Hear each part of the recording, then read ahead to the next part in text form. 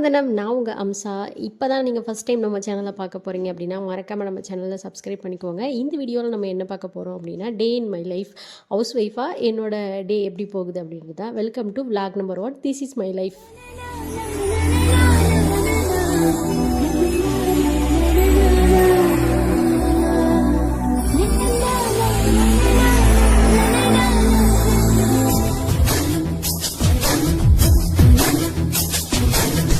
காலையில் எப்போவுமே 5 மணி போலலாம் எழுந்திரிச்சு நான் வாக்கிங் போக ஸ்டார்ட் பண்ணிடுவேன். ஏன்னா கொஞ்சம் நாளாக வந்து நான் வெயிட் லாஸில் இருக்கேன் அப்படின்றதுனால எப்போவும் காலையில் எழுந்திரிச்சு வாக்கிங் போயிட்டு என்னோடய வீட்டு வேலைகள் எல்லாத்தையும் நான் வந்து பார்க்க ஸ்டார்ட் பண்ணிடுவேன்.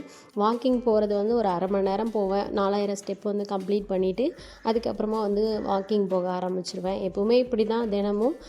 காலையில் எழுந்திரிச்சதும் எனக்கு இந்த வேலையெல்லாம் பார்க்கல அப்படின்னா தலைவலி வந்துடும்.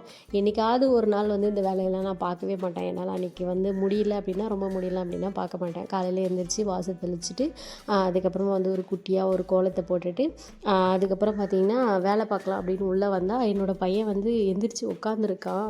என்னடா அப்படின்னு பார்த்துட்டு இருந்தேன். சரியான ஷாக்கு. அவன் எப்போ எந்திரிச்சானே தெரியல.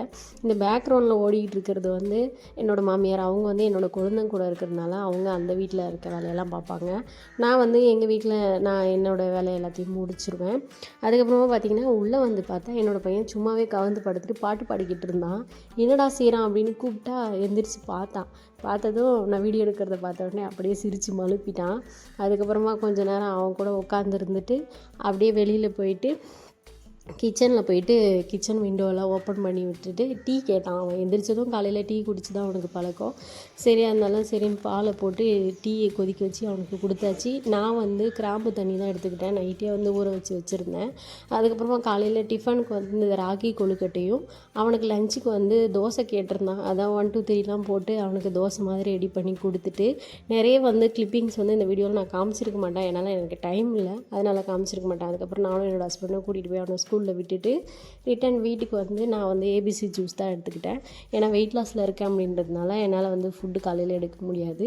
அதுக்கப்புறமா 11 மணி போல் நான் இந்த ராகி கொழுக்கட்டையும் இந்த சட்னியும் வச்சு சாப்பிட்டுட்டு கிச்சனை வந்து பார்த்தா இப்படி தான் இருந்தது அலங்கோலமாக. அதுக்கப்புறமா மதியம் லஞ்ச் ப்ரிப்பேர் பண்ண ஆரம்பித்தாச்சு. லஞ்சுக்கு வந்து தக்காளி சாதமும் நான் எனக்கு டயட் ஃபுட்டாக வந்து ரெடி பண்ணியிருந்தேன். அவங்க முட்டையும் தக்காளி சாதமும் வச்சு சாப்பிட்டாங்க. A few moments later. அதுக்கப்புறம் பார்த்திங்கன்னா வேலை அம்பளைக்கும் வேலை, பொம்பளையா போனால் அம்பளைக்கும் வேலை அப்படின்ற மாதிரி அவ்வளோ பாத்திரம் இருந்ததுங்க.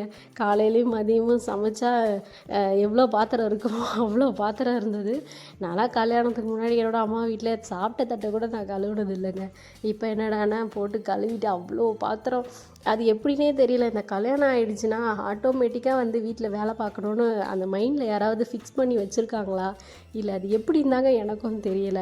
நான்லாம் கல்யாணத்துக்கு முன்னாடி ஒரு வேலை பார்த்தது கிடையாது. காலையில் எந்திரிக்க வேண்டியது, சாப்பிட வேண்டியது, படுத்து கிடக்க வேண்டியது, இப்படியே போச்சு. இப்போ என்னடானா கல்யாணம் ஆகி ஒரு குழந்தை பிறந்ததுக்கப்புறமா நமக்கு ஆட்டோமேட்டிக்காக இந்த பொறுப்புணர்ச்சிலாம் எங்கேருந்து வருதுன்னே தெரியல. அதுக்கப்புறமா அவ்வளோ பாத்திரம் இருந்தது. அவ்வளோ பாத்திரத்தையும் விலைக்கு முடிக்கிறதுக்குள்ளே நான் பட்ட பாடு இருக்கே, அவ்வளோ பாடுபட்டிருக்கேங்க. அதுக்கப்புறமா ஒரு வழியாக விலைக்கு முடிச்சுட்டு வெளியில் வந்து பார்த்தா என் பையன் வந்து விளையாடிக்கிட்டு இருந்தான். மோஸ்ட்டாக வந்து அவன் அவங்க தாத்தா கூட தான் இருப்பான். மற்ற டைம்லாம் இங்கே வந்துடுவான். வந்துட்டு ஏதாவது ஸ்நாக்ஸ் வேணும், அது வேணும், இது வேணும்னு கேட்டு அடம் பிடிச்சிட்டு இருப்பான். நானும் அவனும் கொஞ்சம் நேரம் விளையாடிக்கிட்டு இருந்தோம். அவன் ஏதோ பாட்டு பாடிக்கிட்டு டிவியில் போகோ சேனல் வச்சு பார்த்துக்கிட்டு இருந்தான். நானும் அவன் கூட சேர்ந்து கொஞ்சம் நேரம் விளையாடிட்டு அதுக்கப்புறமா ஈவினிங் ரொட்டீனுக்காக வந்தாச்சு. எனக்கு வந்து என்னோடய பையனை வந்து ரொம்ப ரொம்ப பிடிக்கும். ரொம்ப வாய், ரொம்ப சேட்டை, சுட்டித்தனம் எல்லாமும் பண்ணுவான். மதியம் வந்து ஸ்கூல் விட்டு நான் தான் போய் கூட்டிகிட்டு வந்தேன். என்னால் வந்து அந்த விலாகை வந்து எடுக்க முடியல. அந்த வீடியோ விலாகுன்ட்டேன். அந்த வீடியோ வந்து என்னால் எடுக்க முடியல. அதுக்கப்புறமா ஈவினிங் ரொட்டீனாக வந்து எல்லார் வீட்லேயும் பண்ணுறது தான். எப்பவும் போல் ஈவினிங் தண்ணி தெளித்து வாசப்பறைக்கு கோலத்தை போட்டு அதுக்கப்புறம் வாக்கிங் போகணுமே.